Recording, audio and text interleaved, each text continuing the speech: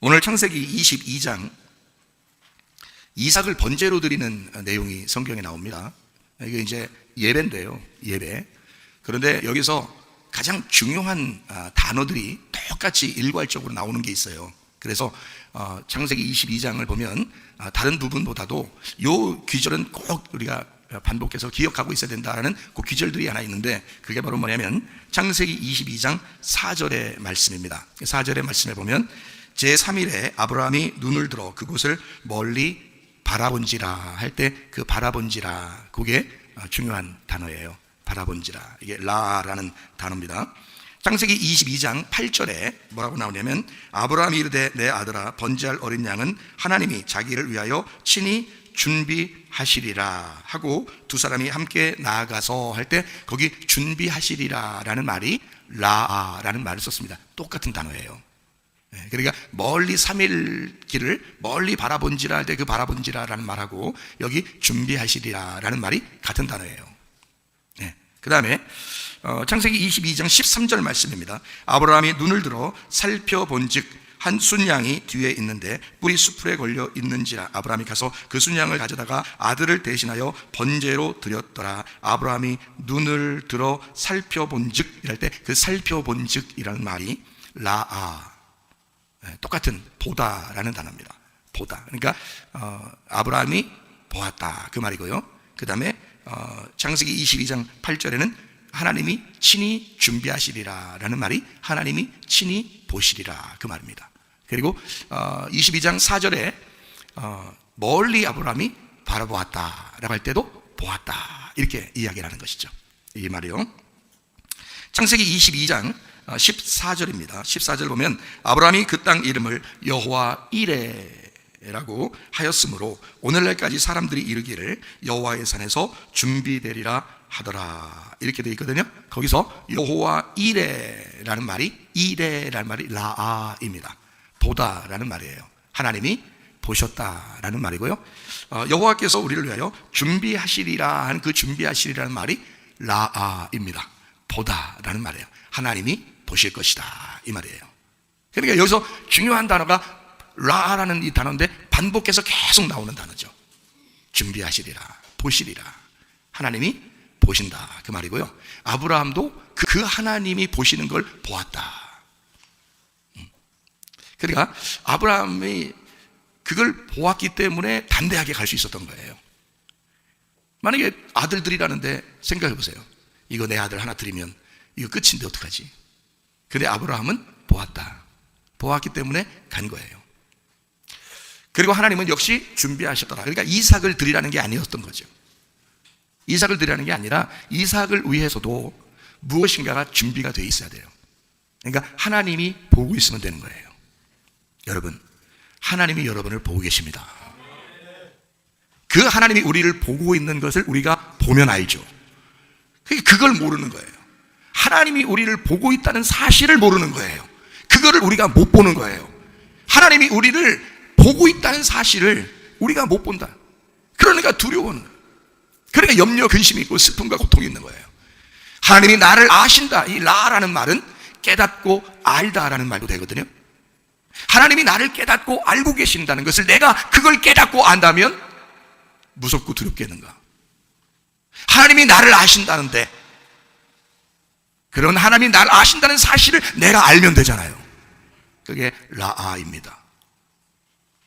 그래서 여러분은 하나님의 말씀을 알으셔야 되는 거예요. 왜냐하면 하나님이 우리를 아는 것을 우리가 알아야 되기 때문입니다. 하나님이 우리를 보고 있는 것을 우리가 봐야 되기 때문입니다. 그래서 우리는 말씀을 깨달아 알아야 된다 그 말이에요. 여러분, 마지막 때를 우리는 지나가고 있습니다. 마지막 때를 지나간다는 얘기는 이 세상이 종말을 맞이할 수밖에 없다. 왜냐하면 성경은 시작이 있고 끝이 있습니다. 그럼 이 세상도 시작이 있으면 끝이 있어요. 사람도 태어날 때 시작이 있으면 끝이 있죠. 반드시 시작은 끝이고 끝은 또 하나의 시작이에요. 그러니까 이 세상이 끝난다고 해서 다 끝나는 것이 아니라 또 다른 시작을 가져오게 되죠. 그게 노아 홍수 때였습니다. 노아 홍수로 이 세상은 다 멸망하는 줄 알았죠. 다 멸망했죠 실제로. 그런데 8명을 하나님이 구원하셨어요. 그리고 그 8명을 통해서 새로운 세상을 시작합니다. 예수 그리스도가 십자가 못 박혀 돌아갔을 때 다 끝난 줄 알았죠. 이미 마귀가 다 승리한 줄 알았죠. 근데 예수님은 3일 만에 부활하시면서 새로운 부활의 세계를 시작했단 말이죠. 성경은 시작이 있으면 끝이 있고 끝은 반드시 시작한다라는 것을 말해주고 있습니다. 여러분, 그러나 여러분 두려워할 이유가 없어요. 왜냐하면 끝은 반드시 와야 하니까. 종말이 오게 되면, 마지막이 오게 되면 어떠한 현상이 벌어질 것인가? 여러분은 그냥 이 세상의 뉴스를 통해서나 또는 세상 돌아가는 걸 이렇게 보고 듣고 하는 것을 통해서 여러분은 뭐 알려고 할지 모르겠지만, 우리 목회자들은 성경을 통해서 세상의 종말을 바라봅니다. 그러다 보니까 이 성경에서 어떻게 말씀하고 계신가, 하나님 우리에게 무엇을 알려주려고 하는 것인가 라고 하는 것을 우리는 예민하게 바라볼 수밖에 없거든요. 이 성경의 핵심이 뭔지 아십니까? 이 성경의 핵심이 교회입니다. 성경은 교회를 만들기 위해서 세상을 창조했다고 말씀합니다. 에베소서 1장하고 에베소서 3장을 여러분이 보시면 성경을 이해할 수 있을 텐데요, 창세 전부터 하나님 마음속에 간직하고 있었던, 하나님 마음속에 잡수시고 계셨던, 마음속에 있었던 것이 드러났는데 그게 바로 교회였다 하는 것입니다.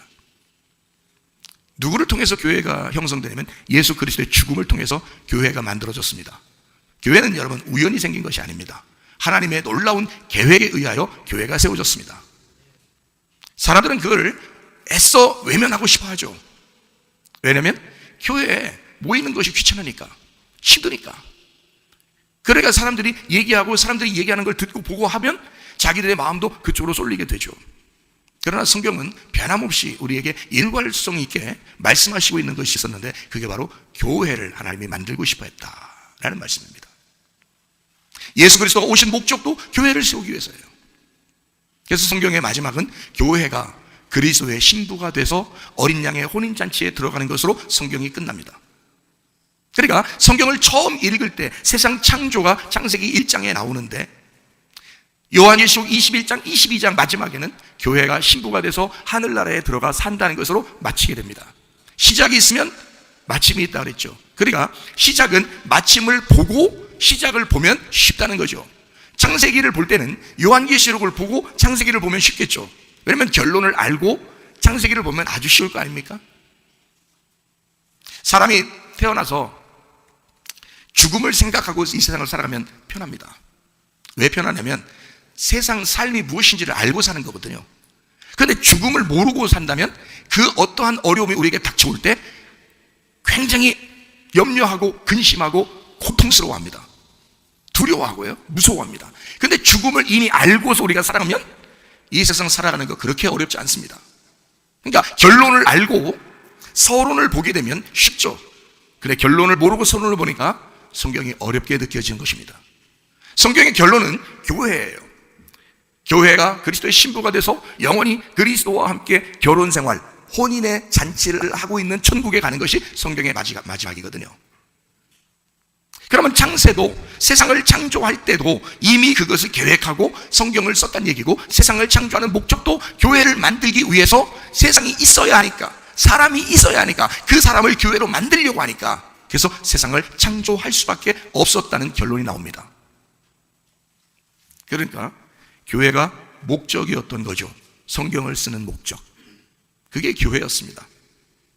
그러니까 교회는 이 땅에서는 반드시 종말이 와야 하고 하늘나라에서의 새로운 시작이 우리에게 올 것입니다.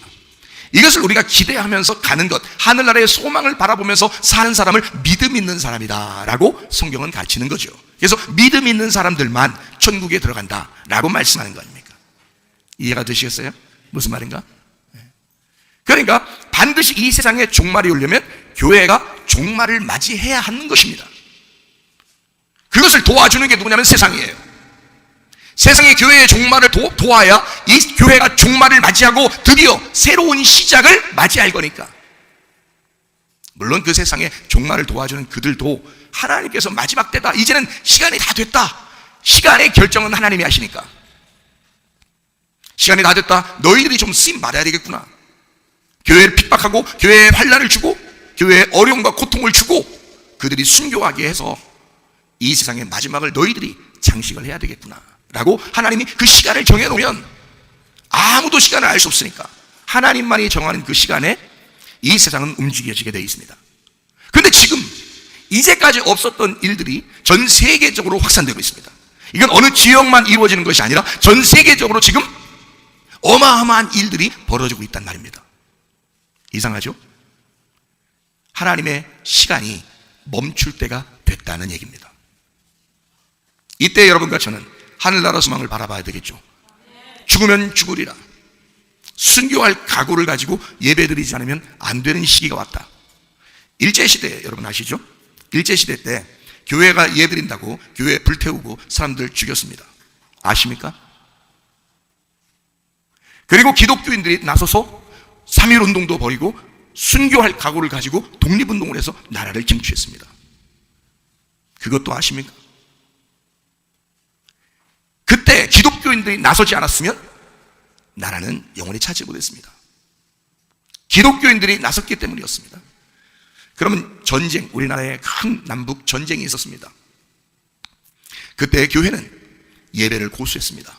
예배를 끝까지 지켰어요. 그래서 예배 드리는 너희들 하나님이 살아있는지 보자 해서 그 전쟁 때 공산권을 가진, 공산주의 사상을 가진 사람들을, 예수 믿는 사람들을 교회에 다닌다고 예배 드린다고 총으로 죽였습니다. 칼로도 죽였습니다. 대나무 죽창으로도 죽였습니다. 교회를 불태웠습니다. 그것도 아십니까 여러분? 그때도 한 번도 주일 예배를 멈추지 아니하고 예배를 드렸습니다. 그게 기독교인들입니다. 그래서 우리나라가 자유를 쟁취하게 됐고 자유민주 국가가 된 것입니다. 여러분 그것도 아십니까? 여러분 믿음 있는 사람들은요 자기의 예배를, 하나님과의 그 예배, 하나님과의 그 약속을 목숨처럼 지켰습니다. 그래서 지금까지 왔어요. 그때 당시에 자 남북전쟁이 있었고 그 다음에 그 전에 일제시대에 핍박이 있었고요. 이때 예수 믿고 순교당한 그 사람들을 지금의 우리들이, 교회 다니는 사람들이 야 그들은 바보야, 멍청해, 그들은 미련해, 지혜롭게 해야지, 그들 바보 같아, 그렇게 꼭 예수 믿어야 돼? 자 지금 그렇게 얘기하는 사람 있나요 없나요? 없습니다. 그들은 대단했어. 그들은 죽음을 각오하고도 예배 드렸어. 그들은 순교했어. 그들은 하나님 앞에 약속을 지켰어. 그들의 믿음을 변치 않았어. 그렇게 지금 기독교인들이 얘기하고 있지 않습니까? 잘 생각해 보세요. 그렇게 우리는 세월이 지났어요. 이제 앞으로 그런 일들이 우리에게 없으리라는 법이 있습니까? 그러면 우리 후대에, 아니면 우리 하늘나라에 가서 누군가가 우리에게 뭐라고 얘기했어? 너희들은 미련했어, 바보 같았어, 멍청했어, 너희들이 지혜로워야지. 누가 우리에게 비난하겠습니까? 누가 우리에게 그렇게 심판하겠냐 이거야. 우리가 하늘나라 올라가서 어차피 사람은 한 번씩 다 죽어요. 죽음을 각오하고 지금 예배드리러 나온 사람들입니다. 어떤 일이 벌어질지 모르지만 우리는 예배해야 되겠다. 내가 하나님과의 약속을 내가 지켜야겠다. 예배 곧 하나님과의 약속입니다. 교회 목적은 예배입니다. 교회가 세워진 목적은 예배예요. 그래서 교회는 예배를 드리려고 교회가 생겨난 거예요. 잘 생각해 보세요 여러분. 착각하지 마시고 사람들의 이야기를 들을 것이냐 아니면 하나님의 음성을 들을 것이냐, 사람을 기쁘게 할 것이냐 그리스도를 기쁘게 할 것이냐. 사람을 기쁘시게 할 거면 너희는 그리스도의 종이 아니라 갈라디아서 1장 10절에 말씀하고 있습니다. 여러분 12제자를 포함해서 가룟 유다 빼놓고 나중에 한 명이 또 제자가 됐죠. 그리고 바울 또 스데반을 포함해서 주님의 제자들이 수도 없이 예수님께 예배한다고, 부활의 주님을 찬양한다고 잡혀가서 죽었습니다. 여러분과 제가 교회 다니는 사람으로서 그때 당시에 그 제자를 왜 이렇게 지혜롭지 못했냐고, 왜 이렇게 바보 같았냐고, 왜 이렇게 사람이 로마 시대에 그 사람들을 죽인다고 해도 왜 예배를 드렸냐고 비난할 사람 있습니까? 착각들 좀 하지 마세요. 왜 우리는 비겁합니까? 왜 우리는 사람들의 말에 귀를 기울입니까? 생각해 보시라고요. 여러분과 제가 목숨 걸고 이 땅에서 살아야 할 목적이 뭐냐 이거야. 교회가 세워진 목적이 뭐냐 이거야. 예배 때문입니다. 예배는 적어도 사람과의 약속이 아니라 하나님과의 약속 때문입니다. 돈 때문에 모이는 게 아니에요. 우리는 하나님과의 약속을 지키기 위해서 모이는 겁니다. 하나님, 내가 적어도 하나님을 숭배합니다. 내가 하나님께 경배합니다. 하나님께 예배합니다. 그러니 마귀가 얼마나 이런 걸 싫어하겠어요. 하나님께 예배하다니 이걸 마귀가 얼마나 싫어하겠냐고요. 그러니까 성경에 있는 교회는, 교회라는 단어가 에클레시아인데, 이 에클레시아라는 단어가 모임이라는 단어예요. 모임, 불러내었다, 불러내서 모였다라는 말입니다. 불러내서, 여러분 불러내서 모인 게 교회예요. 만약에 여러분 어떤 억압이 와서, 핍박이 와서, 환란이 와서 여기서 못 모이게 될 경우에는 우리 집에서도 모일 겁니다. 불러내서 모여야 하니까. 이해가 됩니까? 모임을 교회라 그러는 거예요. 교회가 모임입니다. 그 단어가 성경에서 그 수많은 예수가 죽으신 목적, 교회를 세우기 위해서 마태복음 16장에 내가 내 교회를 세울 것이다. 주님께서 그렇게 말씀하시죠. 반석의 교회를 세울 것이다. 음부의 권세가 이기지 못할 것이다. 그 교회를 세우는 것을 주님이 말씀하셨고, 십자가의 죽음을 통해서 성령이 오시면 너희들에게 교회가 세워질 것인데 음부의 권세가 이기지 못할 거야. 세상이 너희들을 감당하지 못할 거야. 세상이 너희들을 이기지 못할 거야. 그래서 주님의 제자들과 그 후의 제자들은 다 순교당했습니다. 죽음으로, 자기가 순교의 피로 교회를 지킨 겁니다. 여러분, 그런 사람들을 여러분 지혜롭지 못하다, 바보 같다. 여러분 지금 시대를 보세요. 앞으로 어떤 시대가 올 것 같은가? 마귀는 모임을 폐하려고 할 것입니다. 마귀는 어떻게든지 교회를 무너뜨리고 싶을 것입니다. 모이는 것을 못 모이도록 하고 싶을 것입니다. 어떠한 이해가 되는 말들을 통해서라도 사람들을 유혹할 것입니다. 모이지 말라고. 그렇지 않겠어요? 당연히 그런 순서가 오지 않겠어요? 그러면 교회는 모임인데, 모임이 교회인데, 어디에서라도, 여기가 아니더라도 우리는 모일 것인데 생각을 해보시라고요. 왜? 왜 모여? 너희들은 왜 모이는 거야 도대체? 나 예배하는 거야. 예배는 왜 하는데? 하나님과 약속해서. 나는 하나님을 배반하지 않기로 약속해서. 난 하나님께 예배하기로 약속해서. 그러니까 사람들이, 야, 그러면 너희들 그냥 두세 사람이 내 이름으로 모인 곳에도 내가 함께 하잖아. 그건 함께 한다 그랬지 교회라고 하진 않았잖아요. 여러분, 그건 함께 한다는 거지. 그럼 여러분이 집에 가면 하나님 함께 안 해요? 예수 이름 안에서 모이면 다 함께 하죠. 자, 혼자를 교회라고 하지 않고 이 혼자는 성전이라고 해요. 거룩한 집이다 이렇게 말하거든요. 근데 교회는 달라요. 교회라는 단어는 성경에서 하늘나라에 가는 신분인데, 그 교회가 에클레시아예요. 부름받은 사람들을 말합니다. 그게 교회예요. 그러니까 교회는 반드시 모이게 돼 있어요. 제가 구원받으면 성령님은 우리를 모임으로 자꾸 인도한단 말입니다. 그래서 모일 수밖에 없어요, 사람은. 근데 마귀는 그게 싫죠. 그러니까 자꾸 흩어놔야 되겠죠. 그러니까 교회를 흩어놓고 교회를 파괴해야 자기들이 이기는 것 같을 거니까. 근데 주님의 제자들은 그거를 순교라는 자기의 피로 하나님 앞에 신앙을 고백했단 말이에요. 우리가 지금에 와서 그들을 비난할 수는 없잖아요. 정말 믿음을 굳게 지켰구나, 믿음이 대단했구나라고 우리는 인정한단 말이에요. 그럼 여러분과 저는 믿음이 어떻습니까? 사람들의 말에 귀를 기울이면서 그냥 왔다 갔다 하는 게 그게 믿음입니까? 하나님 말씀을 제대로 깨달아야죠. 교회가 무엇이며 왜 교회가 세워졌으며, 교회를 세우신 하나님의 목적은 예배였다. 하나님이 예배 받으시기에 합당하신 분이니까. 그래서 예배를 받기 위해서 모이신 거예요. 그래서 예수님은 내 교회를 세울 거야 라고 말씀하셨고요. 고린도전서 11장에 보면요, 고린도전서 11장에 보면 너희가 집이 없어, 어디가 없어, 너희들 떡을 먹으려면 집에서 먹어. 교회에서 자꾸 분란을 일으키지 말고. 그래서 집과 교회는 다르다는 것을 설명합니다. 집과 교회는 다른 거야.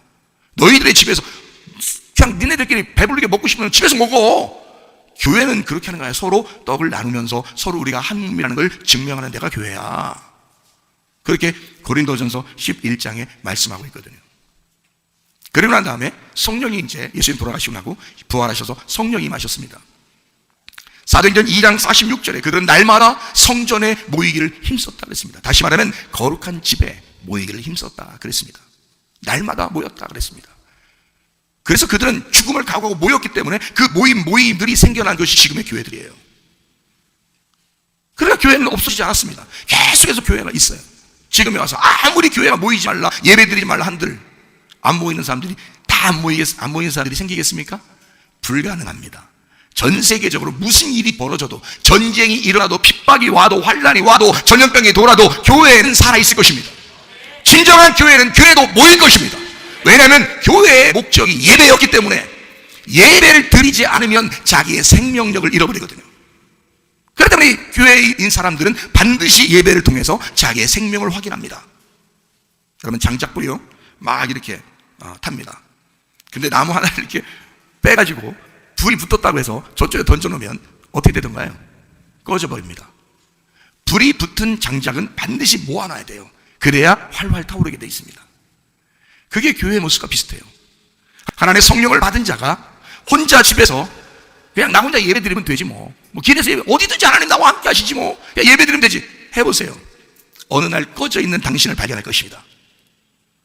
어느 날 꺼져 있는 당신을 발견할 것이다 이 말이에요. 그래서 그렇게 꺼져가던 나무도, 불이 꺼져가던 그 나무도 모여있는 장작불에다가 딱 집어넣으면 다시 활활 탑니다. 그게 교회의 모습이에요. 주님은 그걸 다 아시는 거죠. 너희들의 심성을 다 알아. 너희들의 마음이 어떠한지 다 알아. 너희들의 그 비겁하고 야비한 그 생각도 다 알아. 주님께서는. 그러니까 너희들 살려면 너를 위해서 생명을 선택해야 돼. 너를 위해서, 네가 살기 위해서는 생명을 선택해야 돼. 그게 교회의 모임이라 그 말입니다. 여러분이 살기 위해서, 내가 살기 위해서라도 나는 모여야 한다. 이해가 되십니까? 사람들이 얼마나 속이겠어요. 얼마나 귀에 그 듣기 좋은 말로 자꾸 사람들에게 이야기하겠어요. 선악과 먹을 땐 그러지 않았나요? 얼마나 귀에 듣기 좋은 얘기를 뱀이 했겠습니까? 야, 먹어. 하나님처럼 된대. 하나님이 니네 이거 못 먹게 하는 거는 하나님처럼 될까봐 그러는 거야. 얼마나 귀에 들리기 좋은, 자기들밖에 없는데, 진짜 자기들이, 하나님은 안 보이고 자기들밖에 없는데, 자기들이 진짜 신 같은데, 자기들이 모든 걸 다스리는 지금 하나님 같은데 딱 요것만 못 먹겠단 말이에요. 쳐다보면 볼수록 이게, 보면 볼수록 희한하게 이게 먹고 싶어지네. 귀에 들린 거야. 눈에 보인 거야. 넘어지는 것입니다. 여러분, 무엇을 보며 무엇을 듣고 있습니까? 여러분, 우리는 예수 그리스도를 바라봐야 합니다. 예수 그리스도의 말씀을 들으셔야 합니다. 이게 여러분과 제가 살 길이에요. 그거를 구분해야 된단 말이에요. 그걸 분별하는 영이 필요하단 말이에요. 지금은 이게 예배라는 것입니다. 교회 예배 참석한 여러분, 마지막 시대는 교회 예배에 참석한 사람들은 하나님이 눈여겨보실 것입니다. 지켜보실 것입니다. 반드시 그런 날이 오게 될 것입니다. 여러분, 놀랍죠? 성령 받은 사람은요, 성령이 성령이 교회를 만들었기 때문에 성령을 받은 사람들은 반드시 교회를 만들려고 하고, 반드시 교회에서 예배 드리려고 그러고, 반드시 교회에 모이게 되어 있습니다. 성령 받은 사람들은요, 그건 아무도 막을 수 없습니다. 왜냐하면 성령이 하나님이시니까. 아무도 막을 수 없어요. 그러니까 성령 받은 사람들은 여러분 마음속에, 그래, 나 저 말씀 들으니까 그런 것 같아. 말씀 들으니까 내가 힘이 생겨. 말씀 들으니까 내가 왜 교회가 돼야 하며, 내가 왜 예배를 드려야 하는지 내가 알겠어. 그 이유를 알겠어. 그러면 성령님께서 여러분에게 말씀하시는 겁니다. 여러분 속에서, 여러분이 성령이 있기 때문에 성령이 여러분 속에서 말씀하고 있는 것이라 이 말이에요. 여러분, 그 성령을 외롭게 하지 마시길 바랍니다. 그 성령을 배반하지 마시길 바랍니다. 그 성령을 배신하지 말고, 그 성령을 외면하지 마시고, 이 성령의 말씀에 귀를 기울이시라 그 말입니다.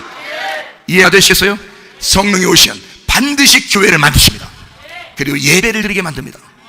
그게 오히려 죽음을 가져온다 할지라도 말입니다. 마지막 때는 순서에 의하여 그렇게 오게 되어 있습니다. 조금 우리가 살아있는 동안에 조금 빨리 왔을 뿐입니다. 언젠가라도 우리에게 닥쳐야 할 그런 문제였던 거죠. 그걸 마귀는 계속해서 계획하고 있었을 거 아닙니까? 조금 더 빨리 닥쳤을 뿐입니다. 그러나 우리에게는 반드시 와야 하는 코스예요. 와라.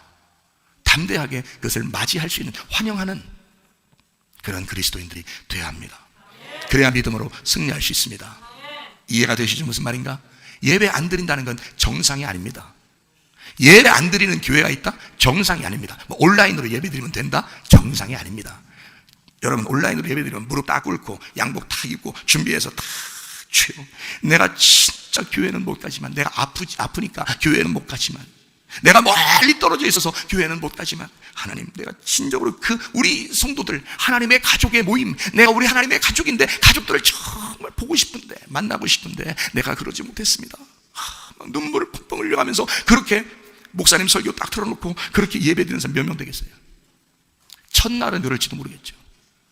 두 번째, 며칠 지나고 두 번째 그렇게 하라 그러면, 또 며칠 지나고 세 번째 그렇게 하라 그러면, 며칠 지나고 네 번째 그렇게 하라 그러면, 여러분, 이 사람이 처음에는 양복 입고 딱 준비하고 기도하면서 예배 드리겠죠. 좀 지나서 이제 추리닝 같은 거 딱 입고 앉아서 예배를 드리겠죠. 좀 지나면 파자마 같은 거 입고 이제 예배 드릴 수도 있습니다. 틀어놓기만 하면 되니까. 아니면 이어폰 딱 끼고서 누워서 이제 소파에 딱 누워서 이제 예배 드릴 수도 있습니다. 하나님은 그걸 다 아셔요. 다 보고 있다고. 그러니까 너희들은 죽음을 각오해서라도 내 교회를 지켜라. 내 예배를 지켜라. 그게 주님의 명령입니다. 그것 때문에 주님이 십자가 못 박혀 돌아가셨는데, 세상에 교회가 세상의 이야기를 조금만 들으면, 세상에 있는 것을 조금만 보기 시작하면 그냥 무너져 내려버립니다. 그게 무슨 교회예요? 그게 무슨 음부의 권세가 이기지 못하는, 세상이 감당하지 못하는 그런 교회입니까? 그런 게 말도 안 되잖아요. 세상이 감당할 수 없는 게 교회예요. 음부의 권세가 이기지 못하는 게 교회란 말입니다. 세상이 여러분을 이겨버리면 그 교회가 아니에요. 여러분, 이미 세상이 이길 수 없어야죠. 분명한 무슨 인식이 있어야 될 거 아닙니까? 분명한 사상이 있어야 될 거 아니에요?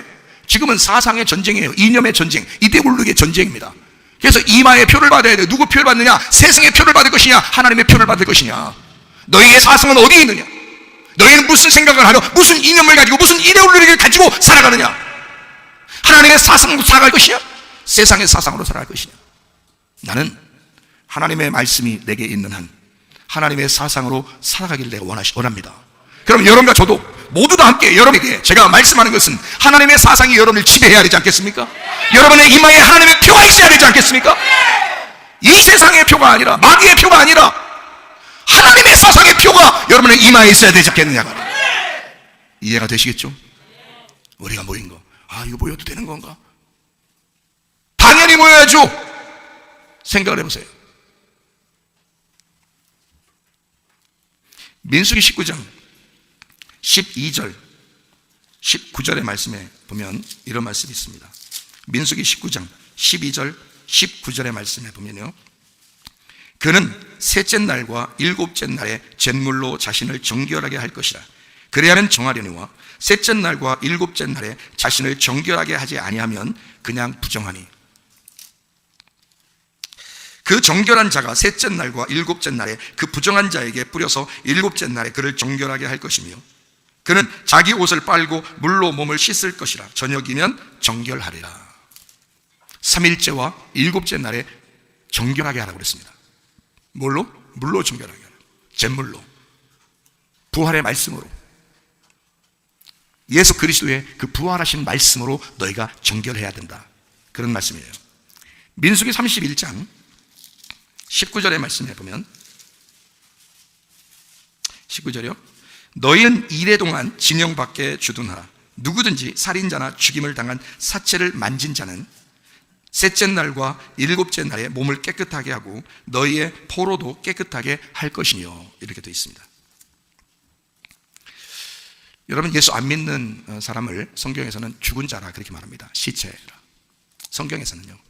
그냥 뭐 지나가시는 분들에게 시체 뭐 이렇게 하면 안 됩니다.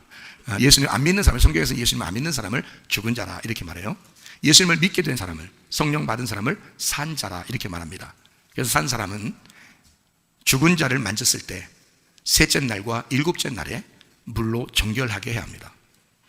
그래서 교회가 모이는 거예요. 주일날도 모이고 수요일날도 모이고. 이거를 성령님이 오셔서 이 시간을 파괴했습니다.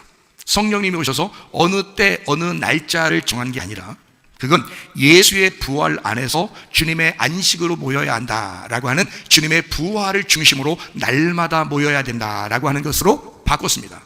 그게 신약입니다. 날마다 모여야 된다. 그래서 사도행전 2장에 성령 충만 받은 하나님의 백성들은 그 자리에서부터 계속 날마다 모이기 시작했습니다. 그러니까 어느 날짜를 정해준 것은 구약이지만은, 신약에서는 예수 그리스도가 십자가 못 박혀 돌아가시고 부활하심으로써 모든 걸 완성해 보였기 때문에 이제는 날마다 모여야 된다라고 말씀하고 있거든요. 그러니까 한마디로 말하면 지금으로서는 여러분과 제가요, 집에 있을지라도 어디를 그리워해야 된다는 거예요? 교회를 그리워해야 된다는 것입니다. 집에 있을지라도, 날마다 오지 못할지라도 마음은 어디에 와 있어야 된다는 거예요? 교회 모임에 마음이 와 있어야 된다는 거예요. 너 날마다 안 오면 너 지옥 가, 이런 말이 아니에요. 그런 말 아니잖아요. 제가 말하는 거는 못 올지라도 그 마음은 항상 어디로 달려와 있어야 되는 거야?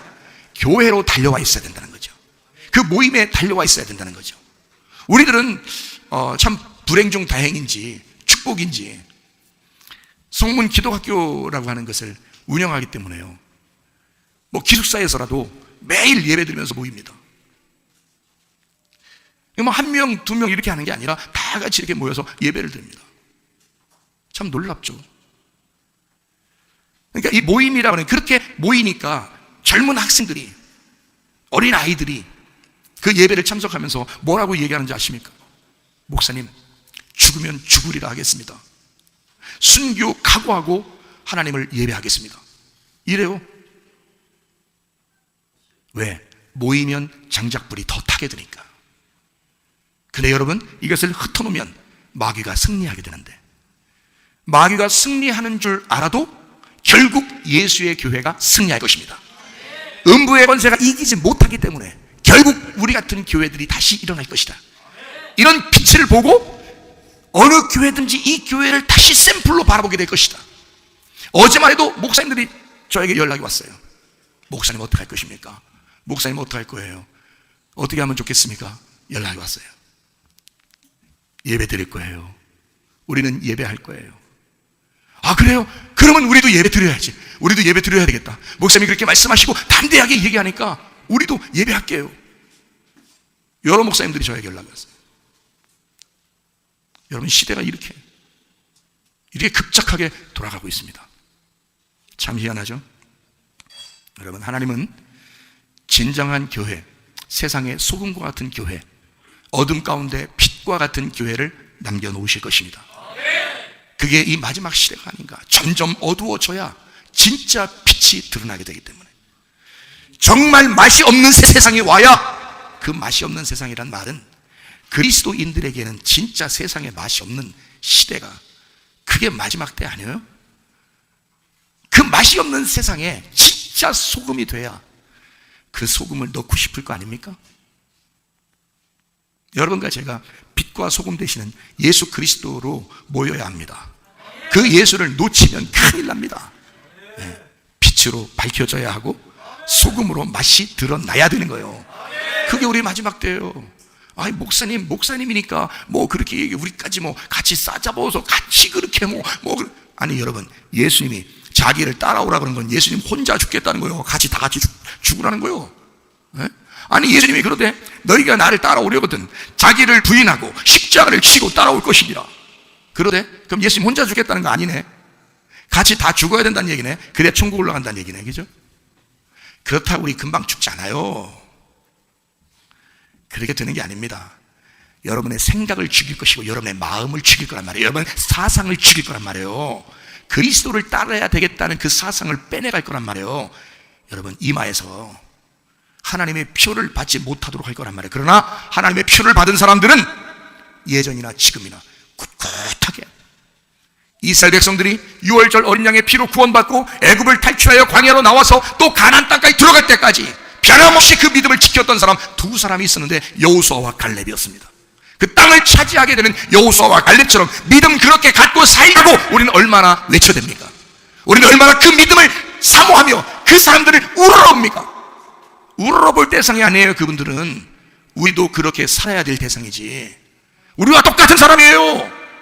지금 시대가 우리를 그렇게 부르고 있지 않습니까? 너는 여호수아처럼 살아야 된다. 너는 갈렙처럼 살아야 된다. 그게 진짜 믿음이다. 배신하지 않는 믿음, 배반하지 않는 믿음, 외면하지 않는 믿음, 예수님을 외롭게 하지 않는 믿음, 그게 여호수아와 갈렙의 믿음, 진정한 믿음, 변함없는 믿음 아니겠습니까?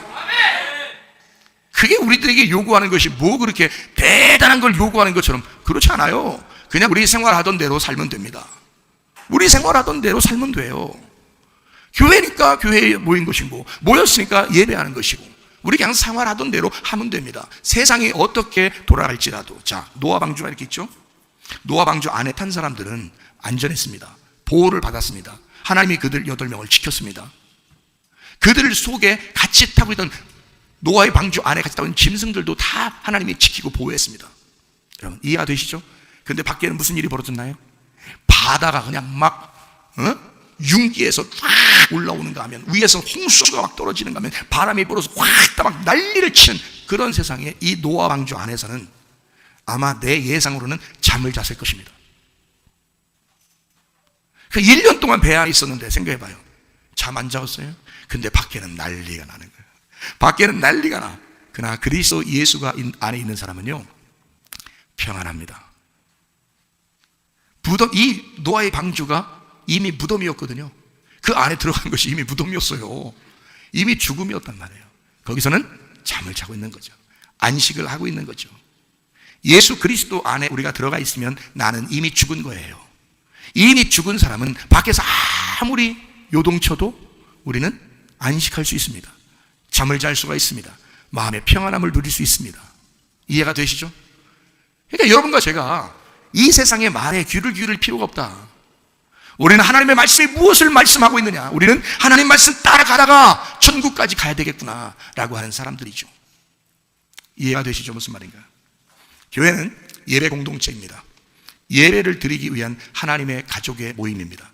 교회를 세우신 목적, 예배를 하나님이 원하시는 그 목적, 이것을 분명히 알아서 예배 성공하는 사람들이 되셔야 합니다.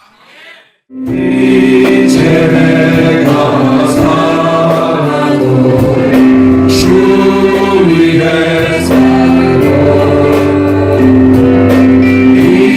이제 내가 죽어도 주 위에 죽네. 하늘 영광 보여주며 날 오라 하네.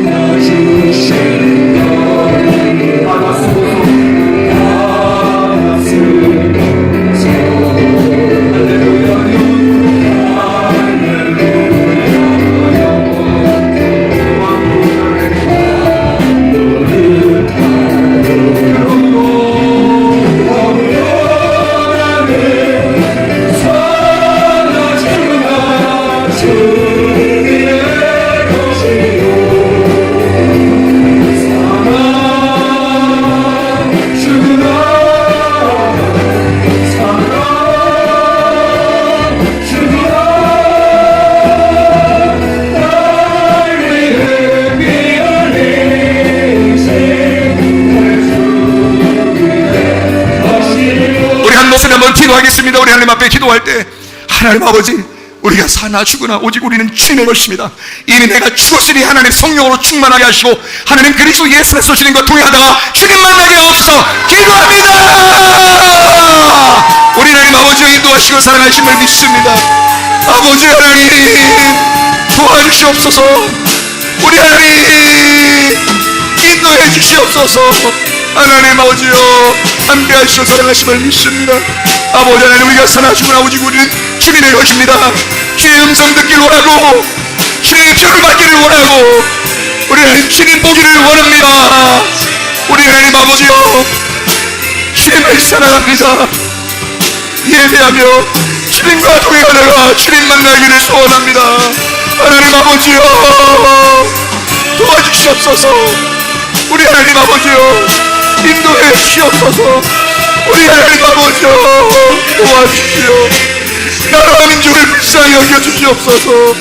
우리의 가족을 불쌍히 여겨주시옵소서. 우리 교회를 불쌍히 여겨주시옵소서. 우리 하나님 아버지, 하나님 아버지, 하나님 아버지, 주님 우리를 보시고 있습니다. 우리도 주님을 바라보게 하시옵소서. 우리 하나님 아버지 인도하시고 사랑하심을 감사합니다. 하나님 아버지여 도와주시고 하나님 아버지여 인도해 주시옵소서. 주의 하나님 아버지 도와주시고 하나님 인도하심을 믿습니다. 하나님 붙들어 주시옵소서. 인도해 주시옵소서. 감사합니다.